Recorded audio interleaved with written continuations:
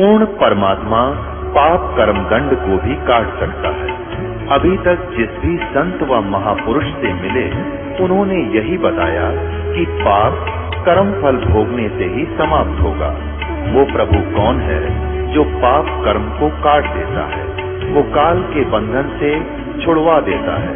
उसका क्या नाम है, पूजा की विधि क्या है? कृपया अवश्य सुनिए जगत गुरु तत्वदर्शी संत रामपाल जी महाराज के अमृत वचन।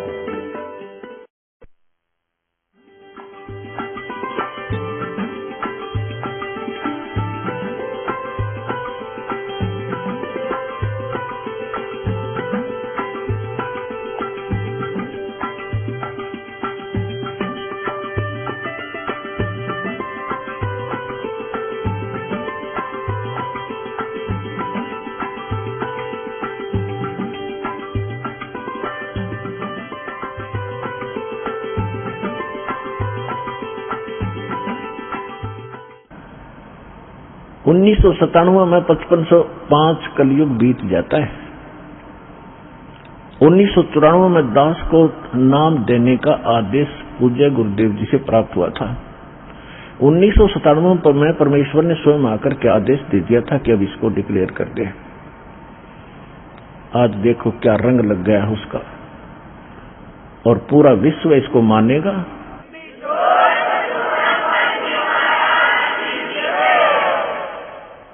परमात्मा ने कहा था कि सोहम शब्द हम जग में लाए। सोहम शब्द तो बहुत पहले से डिक्लेयर कर रखा है, भगवान ने शिव जी को दे रखा है। शंकर भगवान इसका जाप करते हैं, इनके शेष हुए थे। सोहम शब्द हम जग में लाए, लेकिन ये किसी वेद शास्त्र में नहीं है। सोहम शब्द ना गीता में, ना वेद में, ना पुराणों में। पुराण तो इनकी बनाई हुई है ऋषियों की, ये अगर वेदों से मेल नहीं खाती कोई यूज नहीं उनका। वेद प्राचीन ग्रंथ है, उनमें कोई सोहम नाम नहीं मिलेगा आपको। और परमात्मा ने आकर डिक्लेयर किया है, और यही ऋग्वेद मंडल नंबर 9 सूक्त 95 के मंत्र 2 में स्पष्ट किया हुआ है कि वो परमात्मा अपनी वाणी के द्वारा बोल बोल के ज्ञान सुनाता, सबको प्रेरित करता भक्ति के लिए, और वो भक्ति के गुप्त नामों का आविष्कार करके देता है। परमात्मा कहते सोहम शब्द हम जग में लाए, और सार शब्द हमने गुप्त छिपाए। तो ये परमात्मा ने कहा कि सार शब्द सर जीवन बूटी, गैसे गैसे अंग लगावे, कहे कबीर तुम सत कर मानो, ये जन्म मरण मिट जावे। ये सार शब्द से मिटना था जन्म मरण, और ये अभी तक गुप्त रखनी थी। तो अब ये वो समय आ गया है कि आपका ये जन्म मरण का रोग नाश होगा। तो हमारा उद्देश्य है, यहाँ पर जो मूल सौदा हम बेचते हैं, हम जो देते हैं आपको, जो सौदा करते हैं आपसे कुछ नहीं लेते, आपसे केवल समर्पण होना ही हम मांगते हैं कि परमात्मा पर समर्पित हो जाओ। और इस भक्ति को जो मंत्र आपको दिए गए सारे, अब कहने का भाव यह है कि और जो दूसरे आपके संकट हैं, ये तो हम आपको वैसे निवारण करेंगे। जैसे रूंगा बोलते हैं, रूंगा रूंगे में देंगे, रूंगे में, वो सौदे में नहीं आता रूंगा, वो तो एक्स्ट्रा दिया जाता है। जैसे पुराने समय में, अब तो समाप्त हो गई सिस्टम। पहले गांव में इतनी दुकानें नहीं होती थी, बाहर के फेरी लगाने वाले आते थे, कोई टिंडे बेचा करता, कोई घिया, कोई तोरी, कोई आम, या कोई बेर बेचने वाले आते थे। तो हमारी दादी जी एक बेला भर के, कटोरा भर के गेहूं का या चनों का, जो भी उपलब्ध होती थी, कणक, किसान घर में जन्म था हमारा, और वो ले जाती थी, पूछती थी भाई कैसे देता है ये, जैसे टिंडे कैसे देता है सब्जी के लिए। तो कहता था ताई गेहूं के 2 बार देता हूं, एक प्लेट में गेहूं डाल दिए और 2 बार उसके इक्विवेलेंट उसके बराबर टिंडे तोल कर डाल दिए, सौदा हो गया, बराबर हो गया जो सौदा था। फिर हमारी दादी जी कहा करती रूंगा और दे भाई, वो एक टिंडा उठा कर और दे देता, तो वह कहती ना और दे, वो एक दो और दे देता। यानी वो था रूंगा, वो सौदे में नहीं था, एक्स्ट्रा लाभ लिया वो तो यहां जो आपके संकट, दुख, रोग किसी भी प्रकार के हैं, तो ये सौदे में नहीं हमारे में, ये तो रूंगे में देंगे आपको, ले ये भी ले ले, ये भी ले।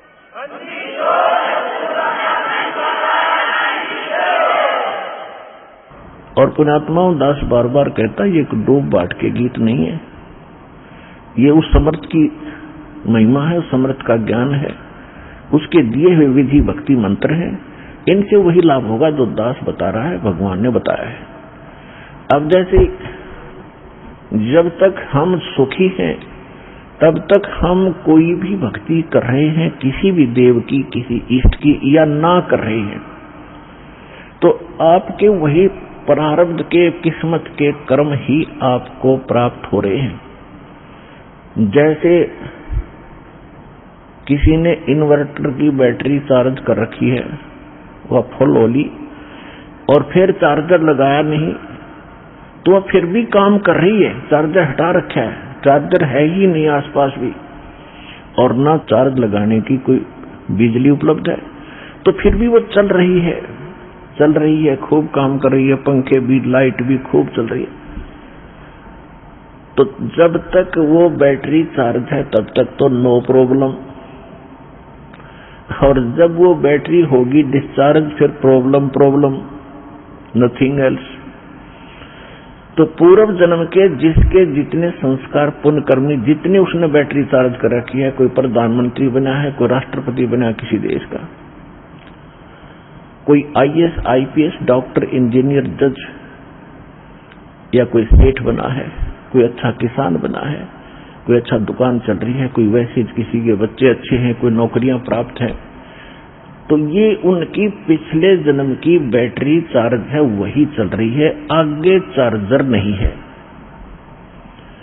और जब आगे चार्जर नहीं है तो वो बैटरी जब तक पूर्व जन्म की चलेगी, फिर कैर टूटर लगेंगे, जब दुख शुरू होंगे, वो पुण्य खत्म हो जाएंगे।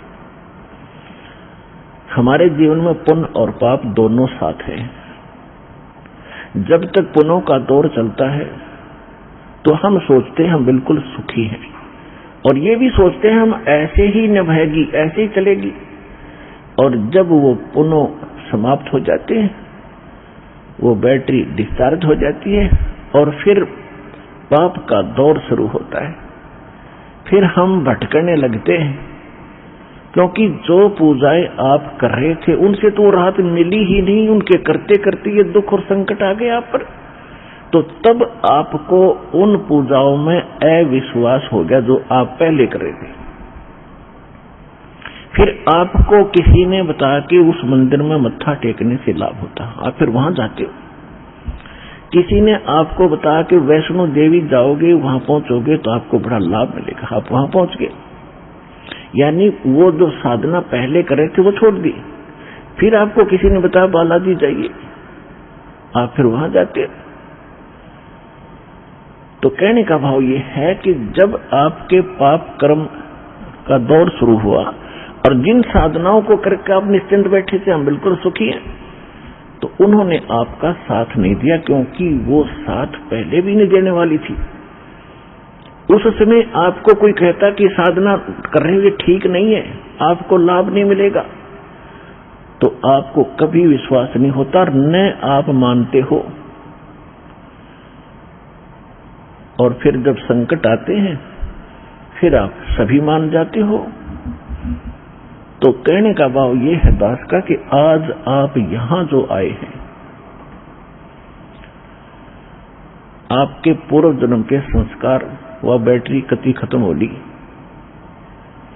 अब हम देंगे चार्जर उस परम पिता की पावर के लगाने का, ये भक्ति विधि, और फिर आप उस चार्जर को लगाए रखना आखिरी सांस तक, कनेक्शन ना कटने देना, तो आप इस जीवन में सुखी रहोगे और सतलोक चले जाओगे, आपकी भक्ति बहुत बढ़ जाएगी, आपके संकट भी नाश होंगे। तो आप यहां आए हो जो इस ज्ञान को समझ जाएंगे, यहाँ पर दो प्रकार के प्राणी पूरा लाभ उठाते हैं। एक तो ज्ञान समझ कर आते हैं, और दूसरे जो सब जगह भटक भरम लिए और कहीं से लाभ मिला नहीं, और फिर वो यहाँ टिक जाएंगे, अकोर की तक ठिकाना नहीं, सब जगह जा लिए। तो फिर उनकी व्यवस्था होगी, मजबूरी होगी यहाँ आने की, और यहाँ आते रहे तो वो लाभ मालिक देगा। फिर हम ज्ञान सुनाते हैं यहाँ बैठाकर आपको। तो यहाँ आपसे प्रार्थना की जाती है, जब तक सत्संग चले आप सब चिंताएं और इधर उधर की गल्ला बातें छोड़ के ध्यान से सत्संग सुनो। चाहे कोई रोगी है, चाहे कोई संकट है किसी प्रकार का, आप एकाग्रचित्त होकर सत्संग सुनोगे तो राहत मिलेगी और ये ज्ञान ग्रहण होगा। इस ज्ञान से आपको 70% लाभ तो ज्ञान से मिलेगा। लाभ का मतलब है आत्मा में दृढ़ता आवेगी हर प्रकार की, और 30% फिर बाकी जो संकट है वो आपकी भक्ति और लाभ से होगा। क्योंकि दास इसलिए कह रहा है इस ज्ञान से कि कई ऐसे दुख हैं जो बेमतलब के बड़े होते हैं। अब कबीर साहब कहते हैं, कबीर मैं तो जब डरूं ये मेरे ही संग हो, भाई मौत बुढ़ापा आपदा ये सब काहू को हो। ये इस तरह के जो ज्ञान के वचन हैं ये उस रोगी को, संकट वाले को बड़ा सहारा देंगे जो मृत्यु सैया पर है और ये सोच रहा है मेरा क्या होगा। देखो यहाँ कोई ना रहा और ना रहेगा। किसी की 2 दिन पाछे टिकट कट जाएगी, किसी की 10 दिन पहले कट जाएगी। यहाँ नहीं रहना किसी ने। लेकिन दुर्भाग्य उन प्राणियों का होगा जो सतलोक आश्रम बरवाड़ा जिला हिसार में ना आए होंगे। वो कति खाली जाएंगे, कति खाली टोटली नष्ट करके जाएंगे जीवन को। और जो यहाँ आ गया, नाम भी ले लिया, प्रथम नाम लेकर भी उसका जीवन अंत हो गया, वो भगवान का हो गया, वो परमात्मा के जुड़ गई आत्मा, उसमें बीज पड़ गया भक्ति का। और अब ये हजारों वर्षों तक ये ज्ञान और ये समाधान चलेगा। अब वो जो बीमार रोगी है सब जगह थक लिए जब यहाँ लाए और उसकी होगी मृत्यु नाम लेकर के, आप तो चाहे कुछ भी सोचो, लेकिन भगवान ने अपना बच्चा ले लिया अपनी शरण में। मृत्यु बेशक होगी, वो अगले 10 महीने मालेगा, 10वें महीने यहाँ भगवान के दरबार में नया शरीर होगा, नए सिरे से भक्ति करेगा। परमात्मा ने तो अपनी आत्मा देखनी, हम अपना स्वार्थ देखते हैं। और 10 दिन 1-2-4 महीने और भुगता तो हम ही कह देते भगवान इसने ठा ले, हे भगवान ठा ले। हम भी तंग हो जाते, पैसा भी समाप्त हो जाता। तो कहने का भाव ये है कि आप इस ज्ञान को सुनो, समझो, अपनी सोच धारणा कति खत्म कर दो। जो ज्ञान दास बताता है ये गॉड का, परमात्मा का दिया हुआ विधान है और ये अटल है, ये सत्य है, इसमें ऐसा ही होगा। और जो सच्चे दिल से आते हैं उनका रोग भी ठीक होगा और मोक्ष भी, भक्ति मिलेगी। इसी जीवन में मोक्ष भी हो जाएगा जो दृढ़ रहे तो।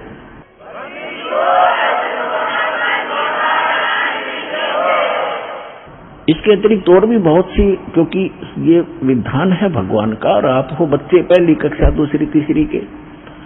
इस जैसे कानून की किताब को तीसरी चौथी कक्षा का बालक कैसे समझ पाएगा?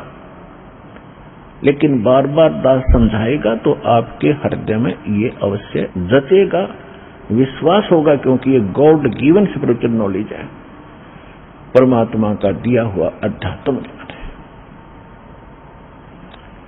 तो जब आप यहाँ आ गए और सच्चे दिल से भक्ति करने लगे, तो जितने भी सांस इस सिमरन में आपके गए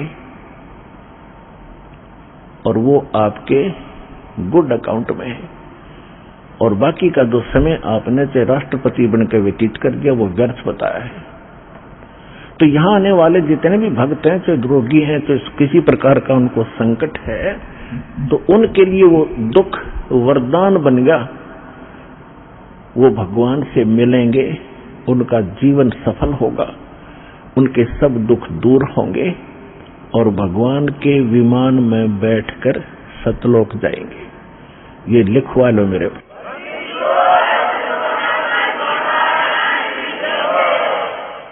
अब इन बातों से आप जी को बड़ी दृढ़ता आवेगी, ये सच्चाई है।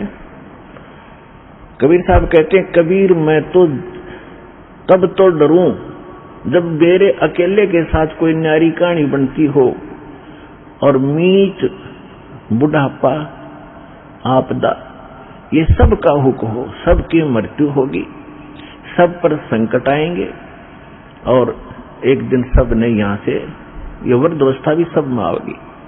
और जब हमारी शरण में आप आ जाओगे, परमात्मा कहते हैं, जब हमारी शरण में आ जाओगे तो फिर आपको इन दुखों से निवारण होगा। अब जैसे मृत्यु भी होगी तो आम व्यक्ति की तरह नहीं होगी जो भक्तिहीन मरा करते हैं। कबीर साहब कहते हैं, आए हैं सो जाएंगे ये राजा रंक फकीर, एक सिंहासन चढ़ चले एक बंदे जात जंजीर। अब जाना तो सब न है, भगवान चले गए छोड़ के इस गंदे लोक में, बता कोई रहने की जगह है। आज आप जिन कोठियों को बनाकर, मकानों को बनाकर अपना मान गए, आपकी होगी मृत्यु। आप 50 वर्ष के बाद, 30 वर्ष के बाद, दोबारा 20 वर्ष के बाद वापस आओगे तो वो पता नहीं कितने टुकड़ों में बट चुकी होगी।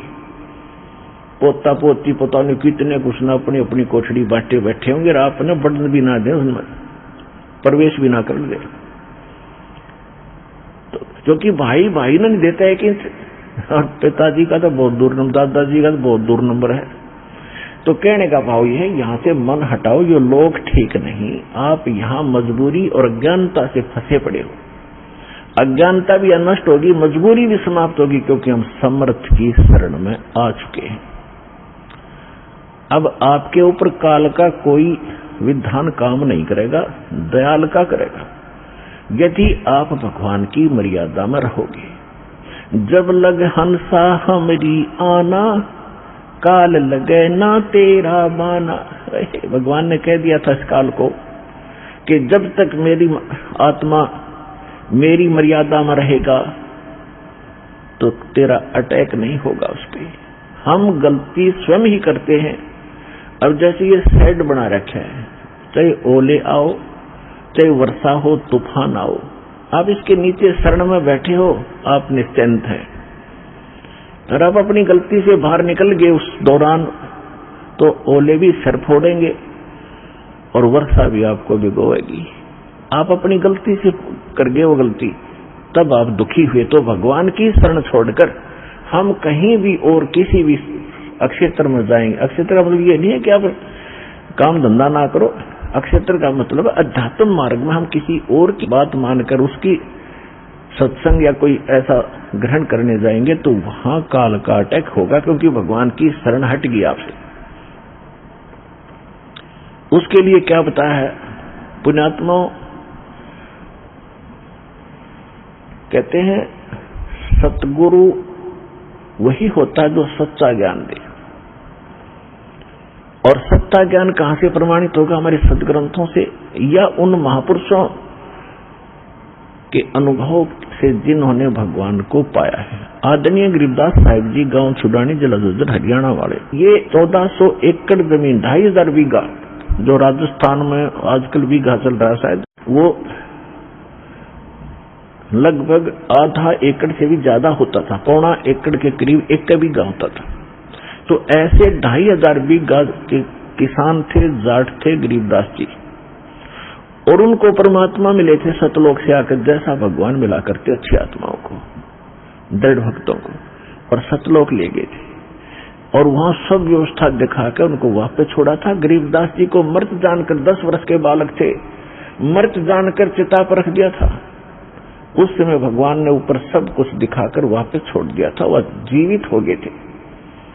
उसके बाद उन्होंने आंखों देखा उस परम पिता कबीर भगवान की महिमा का गुणगान कैसे किया है।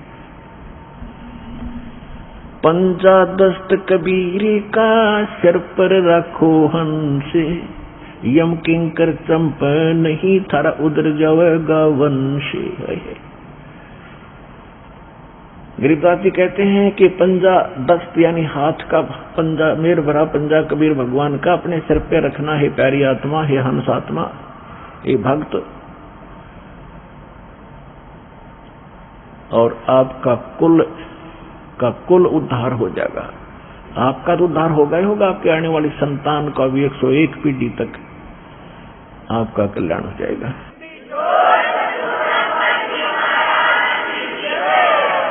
पंजा दस्त कबीरे का सिर पर रखो हंसे, यम किंकर चंपे नहीं उधर जाओ गोवंशी। कहते यम किंकर, यम के दूत, ये दुष्ट किंकर माने निकम्मी आत्माएं, ये निकट नहीं आएंगी आपके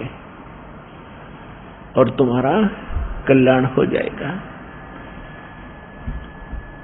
दर्द बंद दरवेश हैं ये सतगुरु पुरुष कबीर, नाम लिए बंद छूटे हैं और टूटे जम जंजीरे।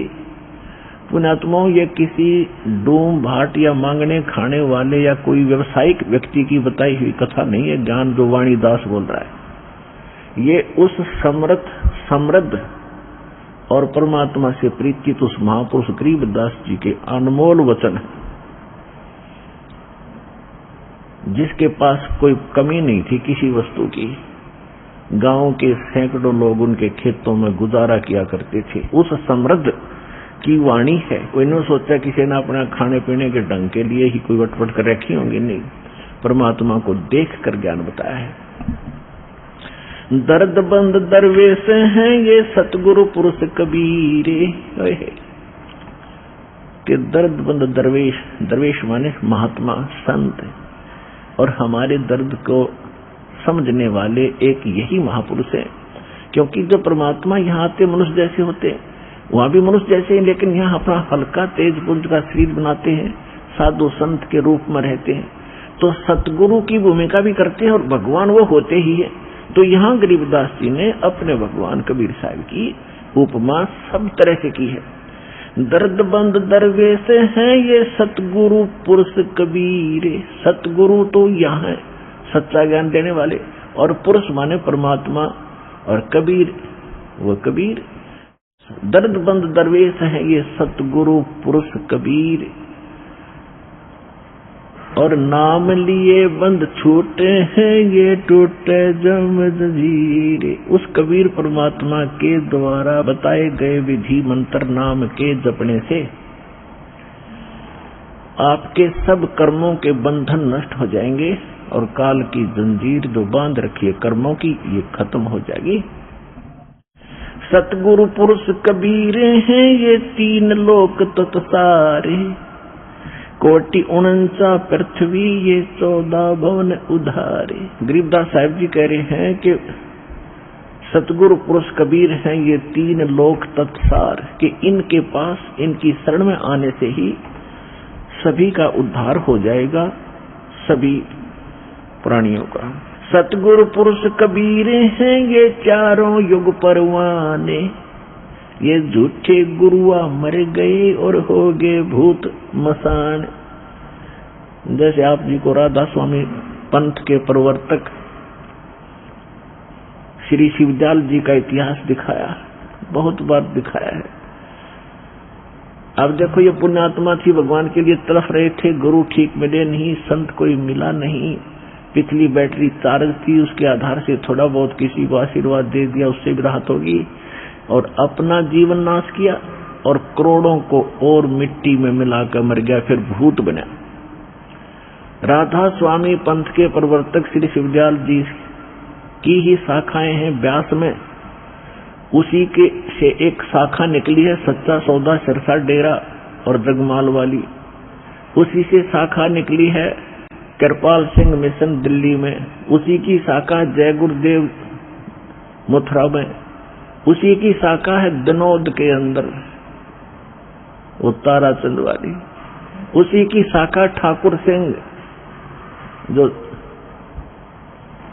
कृपाल सिंह का चेला बागी हो गया था। तो कहने का भाव ये है कि आप भूत बना शिवदयाल जी, और ये कितने जीवों को मिसगाइड करके काल के मुंह में डाल गया। तो यहाँ गरीबदास साहिब जी भगवान कबीर साहब के बारे में कहते हैं कि सतगुरु पुरुष कबीर हैं ये 4 युग प्रमाण, झूठे गुरुआ मर गए वो हो गए भूत मसान। अब वो झूठे गुरु थे, नकली गुरु थे, भूत बन गए शमशान घाट में, तो उनकी अंतिम संस्कार हो गया, उधर से वह धक्के खाते फिर रहे भूत बन गए। अब कबीर साहब कहते हैं हम चारों युग में परमात्मा आते हैं। सतयुग में सत सुकृत कह टेरा, त्रेता नाम मुनिंदर मेरा, द्वापर में करुणा में कहाया, कलयुग नाम कबीर धराया। अब यहाँ गरीबदास जी भी कह रहे हैं सतगुरु पुरुष कबीर हैं ये चारों युग प्रमाण, ये झूठे गुरुआ मर गए और हो गए भूत मसान। झूठे गुरु के आश्रय कदे न उदर जीवे, सच्चा पुरुष कबीर हैं ये आद परम गुरु पीवे। सतगुरु पुरुष कबीर की कोई न चल है गैले, बिना पंथ पग धरत हैं गगन मंडल में सैले।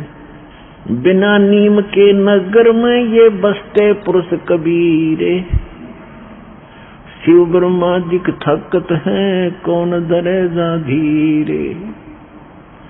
लख लख योजन उड़त है ये सुर नर मुनिजन संते, ऊंचा धाम कबीर का कोई न पावे अंत। अब क्या बताते हैं कि साधु संत ऋषि महर्षि देवता समाधिस्थ होकर के लाखों लाखों ऊपर कोष तक योजन तक समाधि में चले जाते हैं, लेकिन वापस थक कर बैठ जाते हैं। जो साधना ये करते हैं ये वहां नहीं जाया जा सकता। तो यहाँ कहते हैं लख लख योजन उड़त हैं ये सुर नर मुनिजन सुनते, ऊंचा धाम कबीर का कोई न पावे अंत। सतनाम के जाप से बाजे अनहद नाद, तोबा परमेश्वर कबीर की ये छूटे सभी उपाद। अब क्या बताते हैं गरीबदास साहब जी कि जो सतनाम है परमात्मा का, उससे वो अनहद नाद जो वास्तविक है वो प्रकट होगा।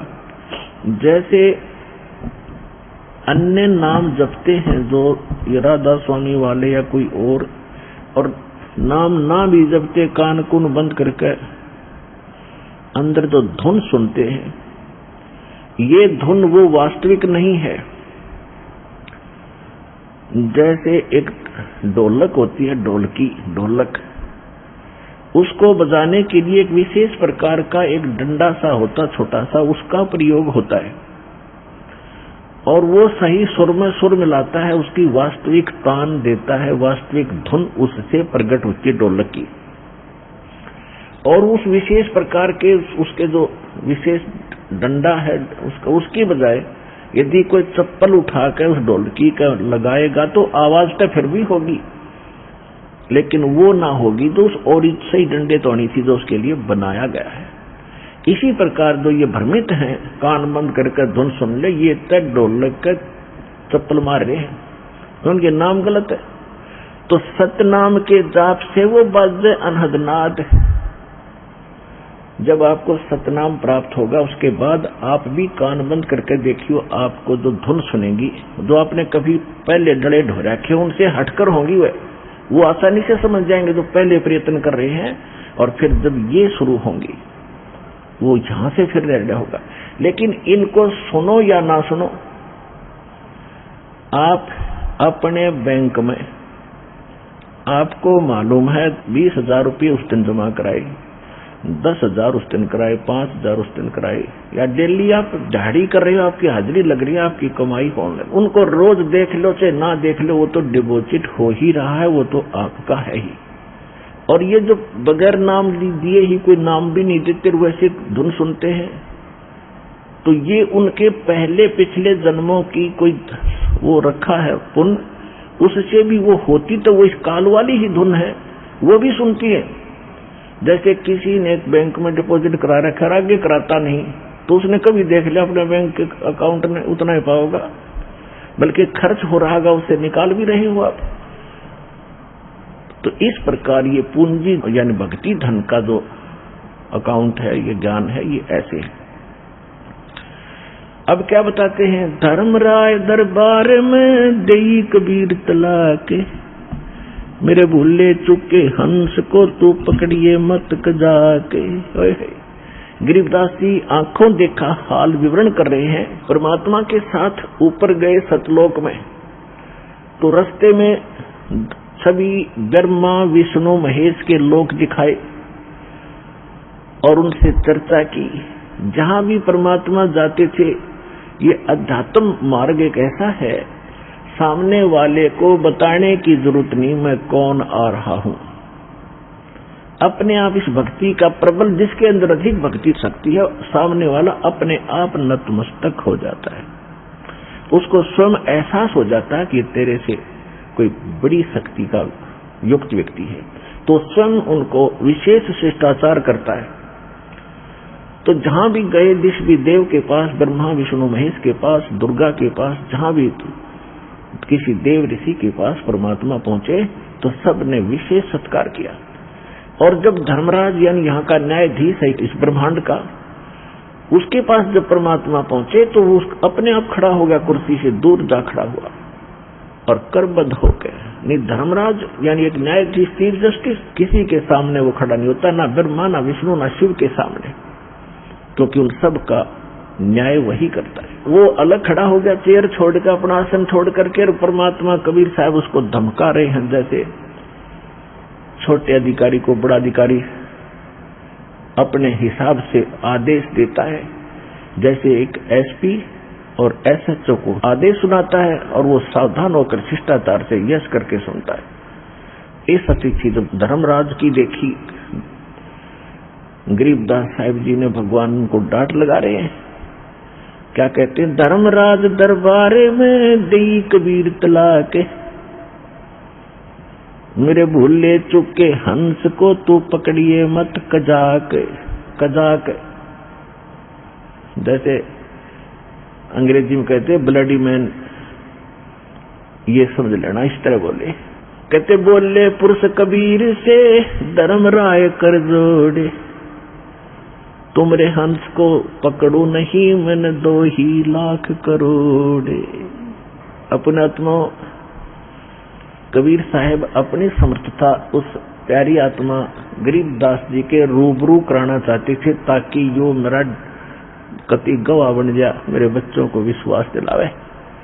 और वो काम वापस आकर गरीबदास जी ने कति कलम तोड़ कर दिया। क्यों, आंखों देख रहे भगवान की सारी सामर्थ्य देख रखा, और वो लोग देखा जहां हम रहा करते थे, वो स्थान देखा, वहां का सुख देखा, वहां कैसे जाया जाएगा वो विधि मालिक ने बताई। तो वही दास आपके रूबरू कर रहा है, इसमें कोई मीन मेख नहीं, इसमें कोई त्रुटि नहीं पाओगी, विश्वास रखना। अब धर्मराज कहने लगा कि हे परमात्मा, मेरी मजबूरी है एक, कि जिन्होंने आपकी शरण में आने से पहले जो गलतियां की हैं, किसी ने शराब पी है, कोई परनारी के साथ गलतियां की हैं, या कोई और चोरी जारी फंड किए हैं, तो उनके अकाउंट में मेरे पास वो पाप डिपॉजिट है, उनका तो दंड मुझे देना पड़ेगा, मेरी मजबूरी है। क्या कहते हैं, मदहारी जारी नरा जो भांग तमाकू खाही, पर दारा पर घर तक जिनको लूं अकनाही।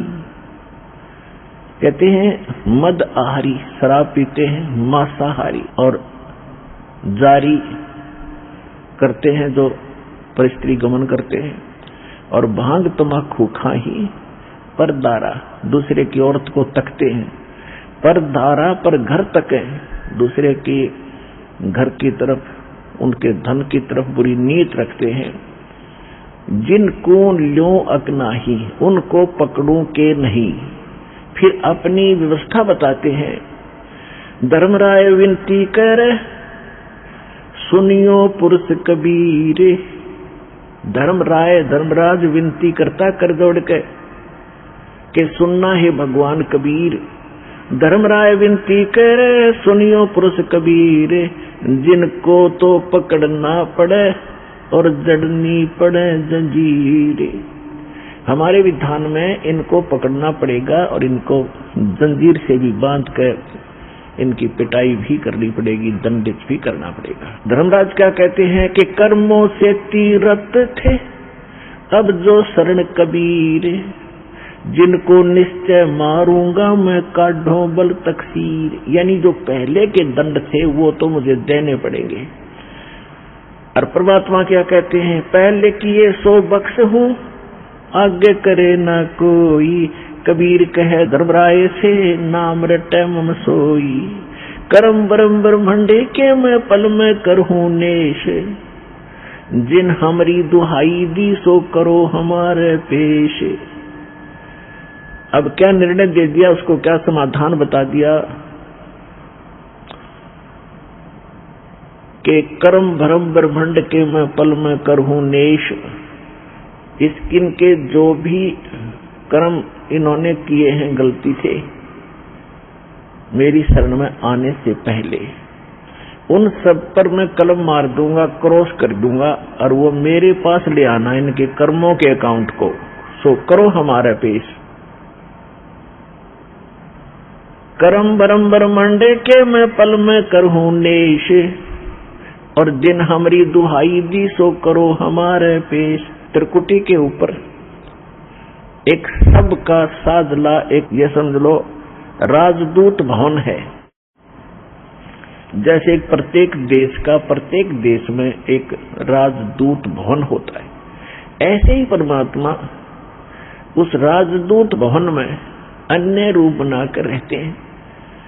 और परमात्मा ने कहा कि जब यदि कोई ऐसी समस्या तेरी है तो मेरे पास ले आना उस बच्चे को, और उसके अकाउंट को मेरे दरबार में वहां ले आना, हमारे पेश करना, और मैं उसको काट दूंगा। तेरे ऊपर कोई भार नहीं रहेगा, उसका कोई लेखा जोखा तेरा नहीं रहेगा। ये मैं समाधान करते।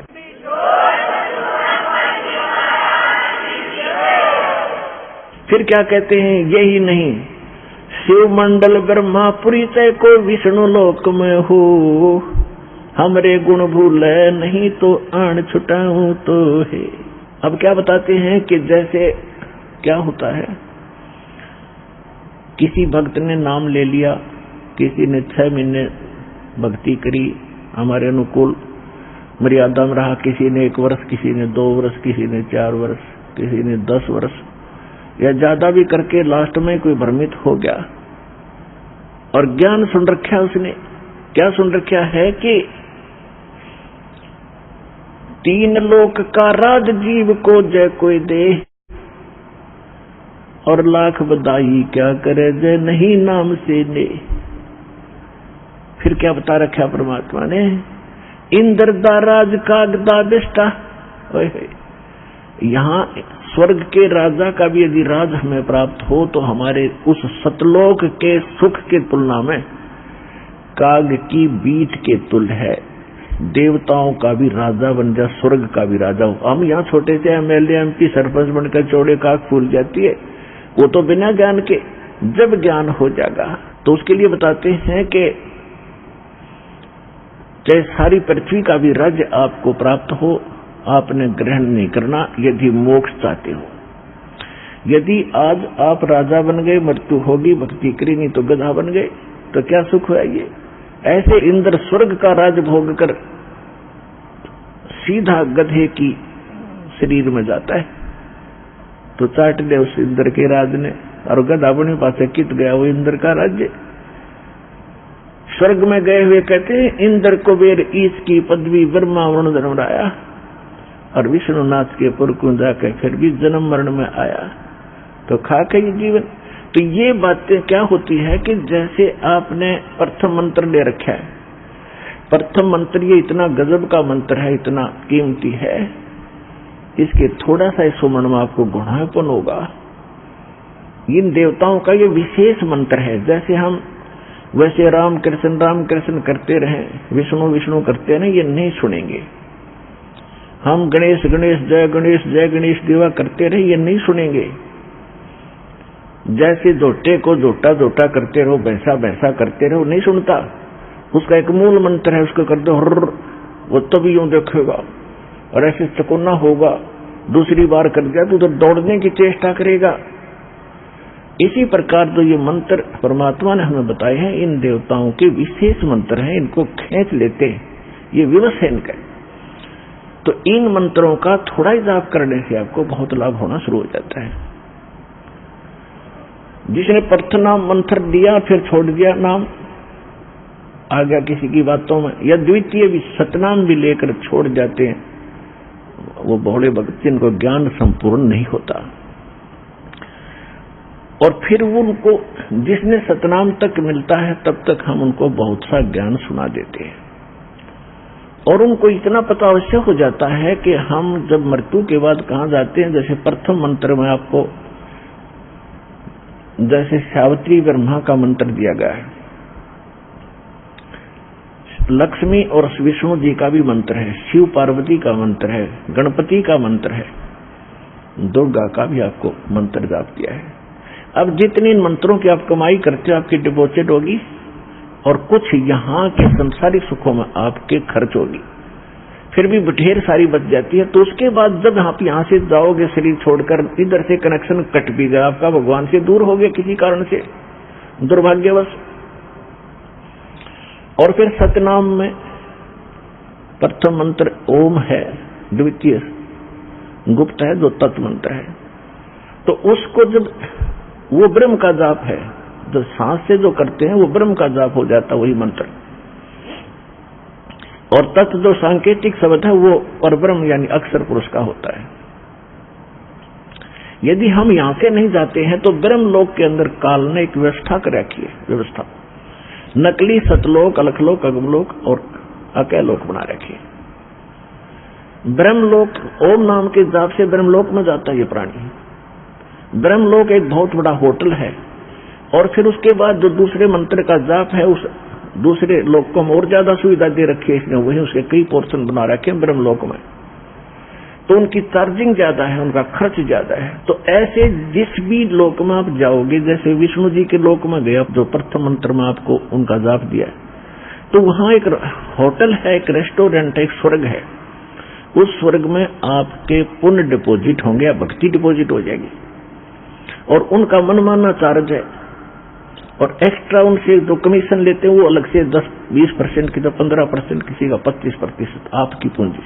और जब आपके वो पुण्य और कमाई भक्ति समाप्त हो जाएगी, आपको वहां से धक्का दे दिया जाएगा, निकल यहां से। ऐसे इन सभी देवताओं के आप अपने स्थानों पर इनकी पूरी कमाई समाप्त करके फिर आपको नरक में फेंक दिया जाएगा। तो ये विधान बताया जाता है। इंद्र कुबेर ईश की पदवी ब्रह्मा वरुण धर्मराया, ऐसी ऐसी पदवी पा ली आपने, ब्रह्मलोक के अंदर देवता बन गए, बड़े बड़े पोस्ट पदवी पा ली, पूंजी समाप्त होते वहां को धक्का दे दिया जाता आपको। जैसे यहां से जबरदस्ती मृत्यु कर दी जाती है, आपकी नहीं चलती, यही व्यवस्था ऊपर तक है। तो वहां जाने के बाद जब आपको ज्ञान हो जा, वहां गए किसी लोक में, शिव के लोक में, विष्णु के लोक में, ब्रह्मा के लोक में या ब्रह्म के लोक में, और वहां आपको याद आ गया कि हम तो गलत आ गए भगवान, कति गलत आ गए, हे भगवान ये बहुत गलती हुई, परमात्मा है बंदी छोड़, हृदय से रोगे उस वहां के सुख से मुंह मोड़ के, तब मैं आपको वहां से भी छुड़ा लाऊंगा। कितने दयालु है।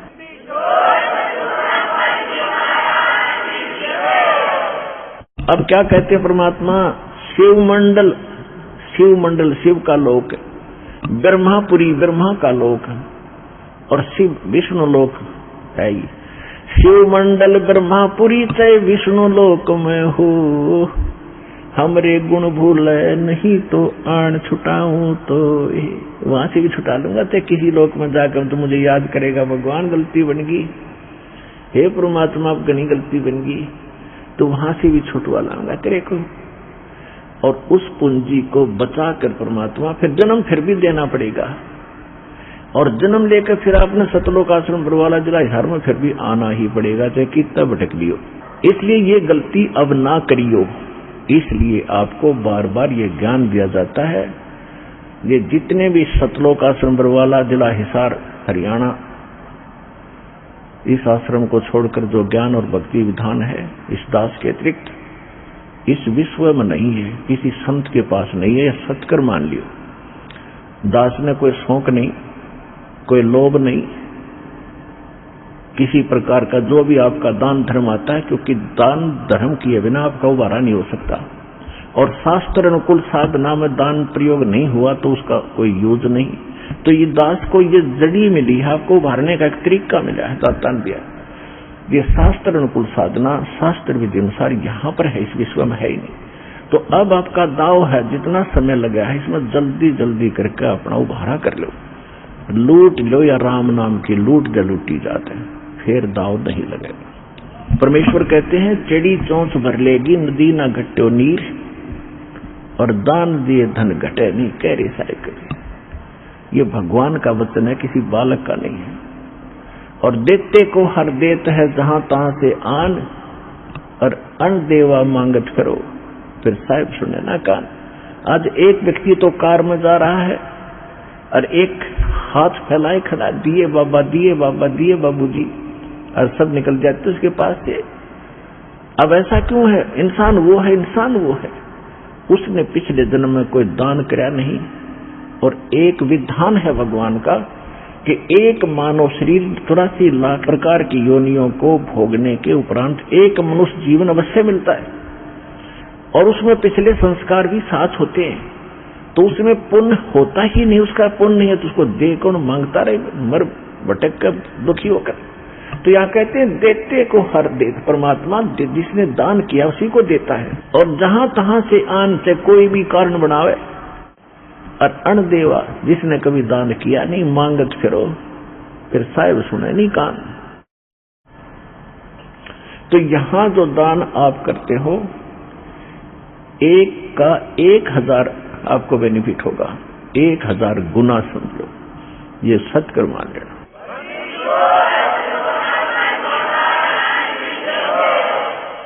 और इसके साथ साथ कहते हैं गुरु बिन माला फेरते, गुरु बिन देते दान, गुरु बिन दोनों निष्फल हैं चाहे पूछो वेद पुराण। और कुपात्र को दान दिया हुआ व्यर्थ है, सुपात्र यानी सच्चे संत को ही दान दे, उसका फल है। नियम हर एक चीज के। अब कई भक्त कहते हैं कि हमें कह रहा था कि आपके गुरुजी तो अन्य किसी की हेल्प करने को मना करते नहीं। हेल्प करने का स्थान होता है, जैसे फल डागी की तरह या सूखा पड़ गया, कोई एक्सीडेंट दुर्घटना होगी, वहां मदद करो। जैसे किसी भिखारी को दान नहीं देना। अब कोई अपना धंधा करके खाओगा, कुछ भगवान के गुण गाओगा, उसको मालिक के चरणों में लाओ, उसका नाम दिलाओ, उसको भक्ति कराओ, उसका उद्धार हो जाएगा। तो भिखारी को दान देना या किसी अन्य संत को दान देना नहीं चाहिए। उनको क्या दे सकते हो? खाना खिला सकते हो, कोई वस्त्र सिलाकर पहना सकते हो, अगर आप उसकी मदद करना चाहते हो। उसको कैश ना देना, क्योंकि वो साधु संत नहीं है, वो भिखारी बकवादी व्यक्ति है। अगर सारे भिखारी हो जाए फिर कमावे कौन गा?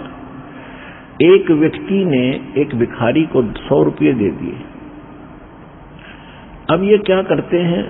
सारी बकवाद करते हैं, शराब ये पीवे, मांस ये खावें, क्यों फ्री का मिल रहा है। और फिर सबके गधे बनेंगे, किसी कुत्ते बनेंगे, वो संस्कार और बढ़ेगा, वो वापस देना पड़ेगा। कोई वैसे थोड़ा किसी से ले लिया वो देना नहीं। कहते तुमने उस दरगाह का मैल नहीं देखा और धर्मराज के तिल तिल का लेखा। 100 रुपये दे दिए। पहले वो पौवा पीता था शराब का, उस दिन एकदम अच्छा दाव लग गया, उसने आधा पिया। अब शराब पी कर रोज पत्नी ने कुटे, बच्चों ने कुटे, पिटाई करता था, वो दुखी थे। उस दिन आधा पी लिया, ज्यादा दिमाग खराब हो गया उसका, परिवार की पिटाई करती, उसकी पत्नी उसको सारे बच्चों को लेकर कुएं में गिर कर मर गई। आपके 100 रुपये के दान ने एक परिवार उजाड़ दिया। आपको भी पाप लग गया क्योंकि आप उसके भागी बने। तो क्या फायदा दिया उस दान में? गुरु बिन माला फेरते, गुरु बिन देते दान, गुरु बिन दोनों निष्फल हैं चाहे पूछो वेद पुराण। अब जैसे द्रौपदी ने एक अंधे महात्मा को एक कपड़ा दिया था 9 इंच बाई 3 फुट 4 फुट, एक छोटी सी टुकड़ा अपनी साड़ी से पाड़ कर। वैसे उसको दान करने में सारी साड़ी उसकी खराब हो गई थी, लेकिन महात्मा को केवल इतना साइज मिला था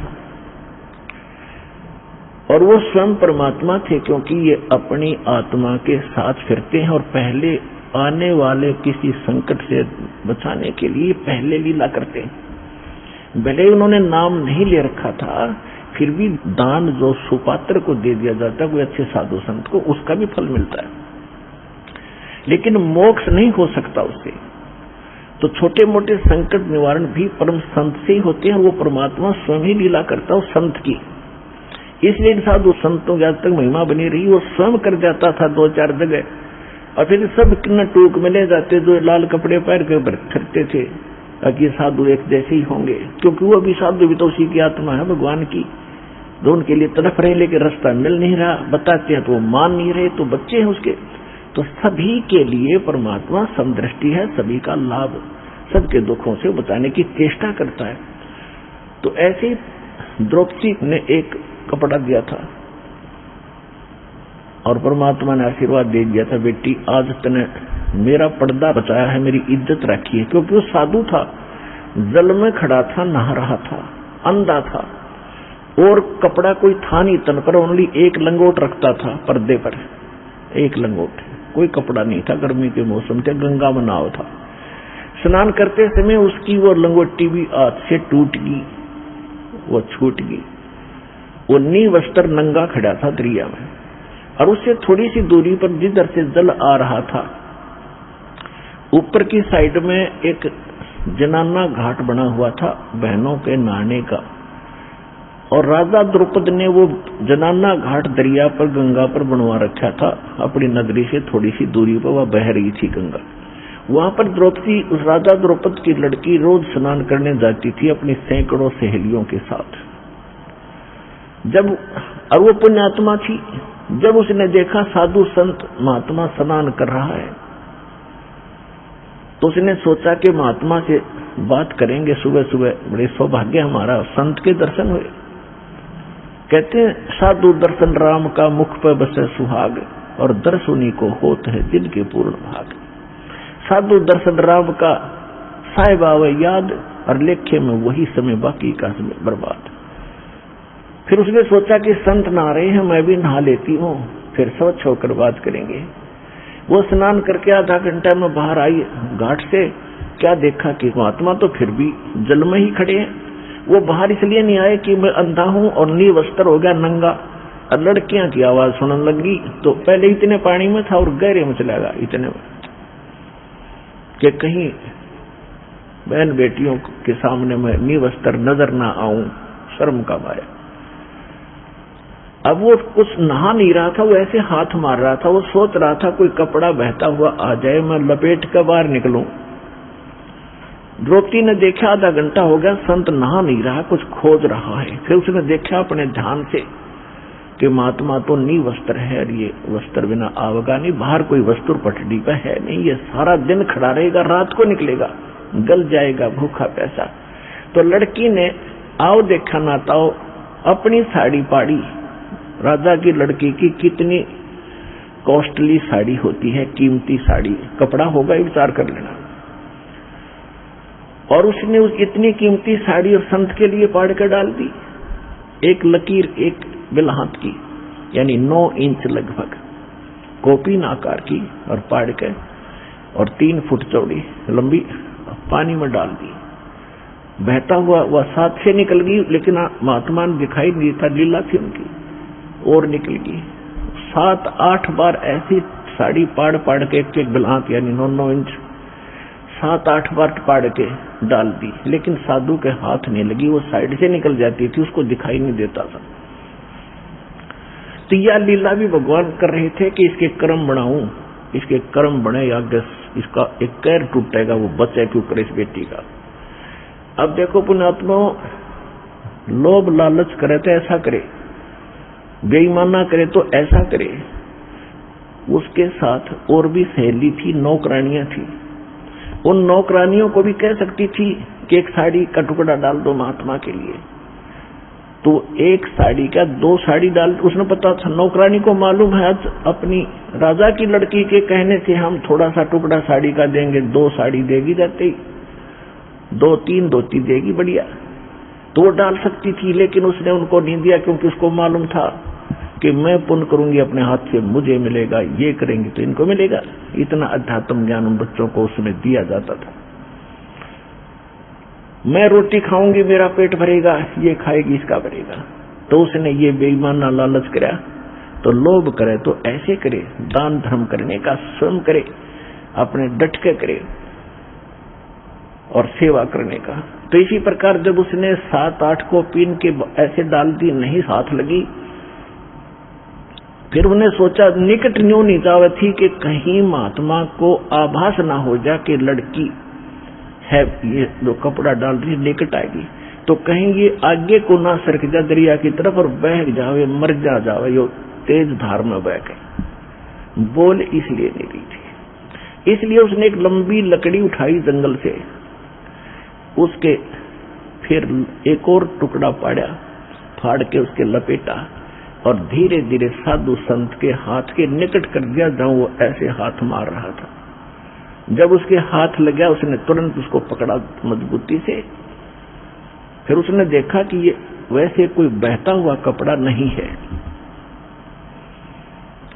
ये तो स्पेशल साइज पाड़ कर साड़ी का दिया हुआ है, और बेटी भी आस पास ही होगी। वो तो अंतर्यामी थे, लेकिन लीला जो भगवान करते हैं, जैसे 120 वर्ष धानक रूप में जुलाई रूप में काशी में रहेगी, कोई आज तक नहीं समझ पाया वो भगवान थे।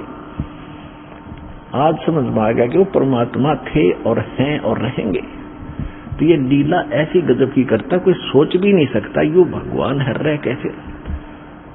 अंधे की लीला करे थे, अंधे वाली करी पूरी। इस काल को भी धोखा देता है, यही वेद में लिखा है। और यही नानक साहब कहते, ए ठगवाड़ा ठगी देश खरा सियाणा बहुता बार, ये धारण के रूप रहा करता है। और खुद कहते भगवान सौसल सीधर मैं करूं अपने जन के काज। तो द्रौपदी जब उसने वो टुकड़ा लिया, देखा कि हाँ ये तो किसी लड़की बेटी ने दिया है, तो कहा बेटी आज तूने मेरी इज्जत रखी है, भगवान तेरी इज्जत रखेगा और तुझे बहुत ज्यादा दे। अब उसका वचन कैसे टले, तो सुपात्र को दिया दान। इस संसार में आने वाले कैर से भी कुछ ऐसे कर्म हैं जो दान से ही कटते हैं, कुछ ऐसे कर्म हैं जो सेवा से ही कटते हैं, कुछ ऐसे पाप कर्म हैं जो आपके आरती सिमरन सत्संग सुनने से कटेंगे, कुछ ऐसे कर्म हैं जो दान धर्म करने से और हवन यज्ञ करने से कटेंगे, कुछ ऐसे कर्म हैं जो दंडोत प्रणाम से ही आपके नाश होंगे, कुछ ऐसे पाप कर्म हैं जो सिमरन से ही कटेंगे। तो हमने सारे फार्मूले अपनाने अपने अंतःकरण को दौड़ने के लिए, साफ करने के लिए। तो वो तरीके सारे के सारे आपको यहां मिलेंगे और पृथ्वी पर नहीं है। इससे आपका अंतःकरण ही साफ होगा, जिस कारण से आपको इस जीवन में भी सुख होगा और मोक्ष भी मिलेगा।